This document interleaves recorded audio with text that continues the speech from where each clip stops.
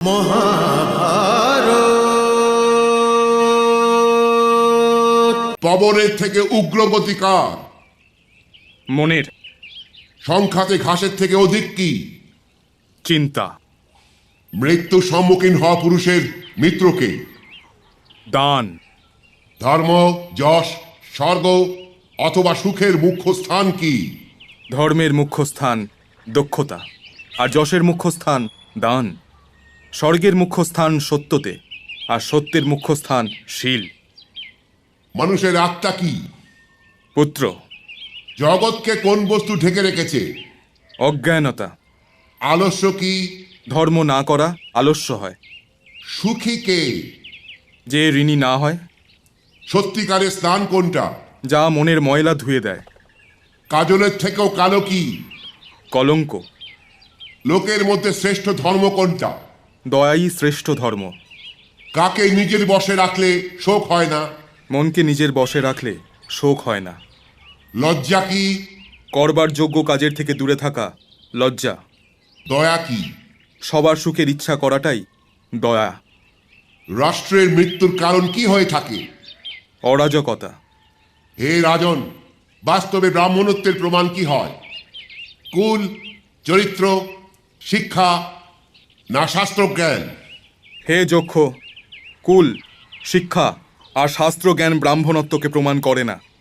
ব্রাহ্মণত্বর প্রমাণ তো নিঃসন্দেহে চরিত্রই হয়। ভালো চরিত্রবান শূদ্র ওই ব্রাহ্মণের থেকে ভালো হয়, যে জন্ম থেকে ব্রাহ্মণ হয় আর শাস্ত্রের জ্ঞানও আছে, কিন্তু যার চরিত্র ভালো নয়। ধর্ম কি তর্কতে আছে? না। তাহলে কি ঋষিদের বিচারধারায় আছে? না, কারণ কোনো একজন ঋষির বিচারধারা আরেকজনের সাথে মেলে না। ওদের মধ্যে মতভেদ হয়ে থাকে। কোনো ঋষির কাছে সম্পূর্ণ সত্য নেই। তাহলে ধর্মের সম্পূর্ণ সত্য কোথায় আছে? ব্যক্তির হৃদয়ের গুহার ভেতরে। আর সবচেয়ে বড় আশ্চর্য কি? আর সবচেয়ে বড় আশ্চর্য এই যে প্রতি ব্যক্তি এটা জানে যে মৃত্যু জীবনের অন্তিম সত্য, তবু এটাই ভেবে চলে হয়তো ওর জীবনের অন্তিম সত্য মৃত্যু নয়। ভারত শ্রেষ্ঠ, তুমি আমার সব প্রশ্নের সঠিক উত্তর দিয়েছ। এই জন্য চার ভাইয়ের মধ্যে যে কোনো একজনকে চাও, সে জীবিত হবে। যদি এদের মধ্যে একজনই জীবিত হতে পারে, তাহলে হে যক্ষ, আমি আমার প্রিয় অনুজ মহাবীর নকুলকে জীবিত দেখতে চাইছি। হে কুন্তি নন্দন, ভীম আর অর্জুনের মতন ভাইদের ছেড়ে দিয়ে তুমি নকুলকে জীবিত করার ইচ্ছে কেন করলে? আমার জন্য মাতা কুন্তি আর মাতা মাদ্রির মধ্যে কোনো পার্থক্য নেই। আমি দুজন মাতার প্রতি সমান সম্মান রাখি। যদি আমি ভীম কিংবা অর্জুনকে জীবিত দেখতে চাইতাম, তবে এইটা মাতা মাদ্রির সাথে অন্যায় হয়ে যেত। আর মাতা কুন্তির 3 পুত্রের মতো আমি তো জীবিত আছি। এই জন্য মাতা মাদ্রিরও এক পুত্রকে জীবিত দেখতে চাই, যাতে মাতা মাদ্রি এটা না ভাবেন আমি ওনার প্রতি ন্যায় করিনি। এই জন্য আমার ভাইদের মধ্যে যদি একজনই জীবিত হতে পারে, তবে আমি আমার প্রিয় অনুজ নকুলকে জীবিত দেখতে চাই। যদি মাতা কুন্তির এক পুত্র জীবিত থাকে, তাহলে মাতা মাদ্রিরও অন্তত এক পুত্র জীবিত থাকা উচিত। আর যদি আমি এই বলতাম যে তোমার 2 ভাই জীবিত হতে পারে, তাহলে তুমি কাদের নাম বলতে? হে যক্ষ, তাহলে আমি সহদেবের নাম নিতাম, কারণ ও ভীম আর অর্জুন দুজনের থেকেই ছোট।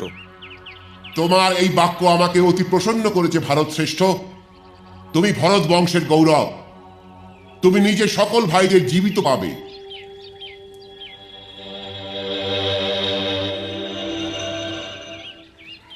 ভগবান যক্ষ তো আপনি নন, কারণ যক্ষ জীবন দান করতে পারেন না। আপনি তো কোনো দেবশ্রেষ্ঠই হবেন।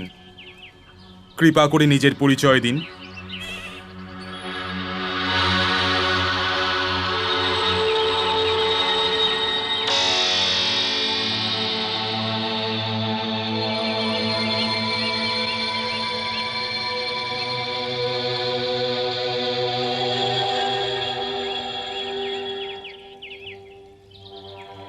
হে জ্যেষ্ঠ কুন্তিপুত্র, আমি ধর্মরাজ, আর তোমাকে দেখবার জন্যই এখানে এসেছিলাম। হে ভারত শ্রেষ্ঠ, আমি এটা দেখতে পেয়ে অতি প্রসন্ন হয়েছি যে সহ্য, ধৈর্য, উপলব্ধি, তিতিক্ষা আর সমাধান, এই 5টি সাধনার ওপর তোমার প্রীতি আছে, তথা ক্ষুধা, তৃষ্ণা, শোক মোহ, জন্ম ও মৃত্যু, এই 6 রিপুই তুমি জিতে নিয়েছো। তোমার মঙ্গল হোক। মহাভারত।